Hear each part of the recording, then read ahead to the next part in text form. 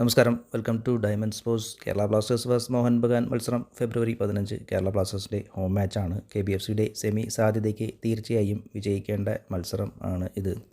24 പോയിൻറ്റോടുകൂടി Kerala Blasters നിലവിൽ 8ാം സ്ഥാനത്തുണ്ട്. മുംബൈ ഗോവ മത്സരത്തിൽ Mumbai തോറ്റതോടുകൂടി Kerala Blasters അടക്കമുള്ള ടീമുകൾക്ക് സെമി സാധ്യത കൂടുതൽ തുറന്നു കിട്ടിയിരിക്കുകയാണ്. അതിനാൽ മത്സരം കടുക്കും. വിജയത്തിൽ കുറഞ്ഞൊന്നും കേരള ബ്ലാസ്റ്റേഴ്സ് ചിന്തിക്കയില്ല. മോഹൻ ബഗാൻ്റെ പ്ലെയർ സ്റ്റാറ്റ് നോക്കിയാൽ ഗോൾ കീപ്പർ വിശാൽ കെയ്ത്ത് പോസ്റ്റിന് കീഴിൽ നല്ല ഫോമിലാണ്. അദ്ദേഹം നിലവിൽ 12 ക്ലീൻ ഷീറ്റ് നേടിയിട്ടുണ്ട്. അവസാന 4 മത്സരത്തിൽ ഗോളൊന്നും വഴങ്ങിയിട്ടില്ല. മോഹൻ ബഗാൻ്റെ ഡിഫൻസും ശക്തമാണ്. റൈറ്റ് ബാക്കായ ആശിഷ് റായ് മോസ്റ്റ് ടച്ചസിൽ 4ാം സ്ഥാനത്തുണ്ട്. സെൻറ്റർ ബാക്കായ ആൽബർട്ടോ ആൾഡ്രഡ്, പിന്നെ ലെഫ്റ്റ് ബാക്കായ സുഭാഷിഷ് ബോസ്. ISL ഈ സീസണിലെ ഡിഫൻസും ഗോൾ കോൺട്രിബ്യൂഷനും ഒരുമിച്ച് കൊണ്ടുപോകുന്ന ഒരു ഡിഫൻസീവ് ലൈനാണ് മോഹൻ ബഗാൻ്റേത്. സുഭാഷിഷ് ബോസ് അദ്ദേഹം ഇപ്പോൾ 6 ഗോളും നേടിയിട്ടുണ്ട്. ആൽബർട്ടോ 4 ഗോളും ആശിഷ് റായ് 3 അസിസ്റ്റും നൽകിയിട്ടുണ്ട്. KBFCക്ക് തലവേദന സൃഷ്ടിക്കുന്ന ഡിഫൻസീവ് ലൈനാണ് ഇത്.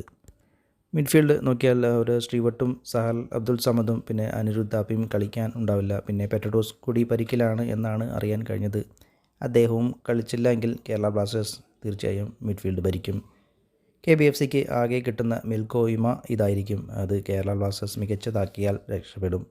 പിന്നെ അവരുടെ വിങ്ങർമാരായ മൻവീറും ലിസ്റ്റനുമാണ്.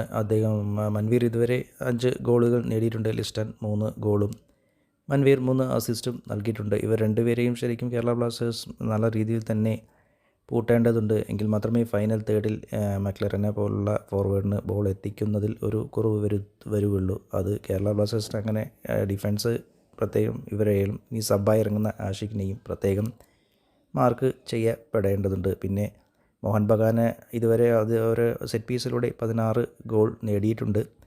അത്തരം സാഹചര്യം കേരള ബ്ലാസ്റ്റേഴ്സ് വരുത്താതെ ഡിഫൻസ് ശ്രദ്ധയോടെ കളിക്കേണ്ടത് വളരെ അത്യാവശ്യമാണ്. സെറ്റ് പീസ് സിറ്റുവേഷൻ കുറയ്ക്കാൻ സാധിച്ചാൽ തന്നെ കേരള ബ്ലാസ്റ്റേഴ്സിന് അതും അത്യാവശ്യമായി ചെയ്യേണ്ട കാര്യം തന്നെയാണ്.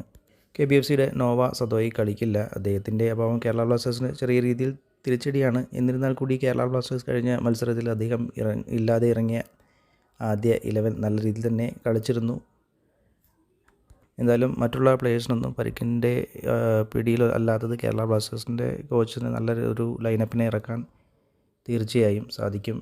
പിന്നെ ലോമയ്ക്ക് പകരം ഇപ്പോൾ ഡിഫൻസീവ് മിഡ് എലഗേറ്റർ കൂടി ഇറങ്ങാൻ സാധിച്ചാൽ ഡിഫൻസിന് കുറച്ചുകൂടി ശക്തി പകരും. കൂടാതെ വിപിനെ പോലുള്ള മിഡ്ഫീൽഡേഴ്സിന് കുറച്ചുകൂടി ഹെൽപ്ഫുള്ളായിരിക്കും. അത് അവരുടെ മുന്നേറ്റത്തിലേക്കുള്ള കോൺട്രിബ്യൂഷൻ കൂടുതൽ നൽകാനും അവർക്ക് സാധിക്കും.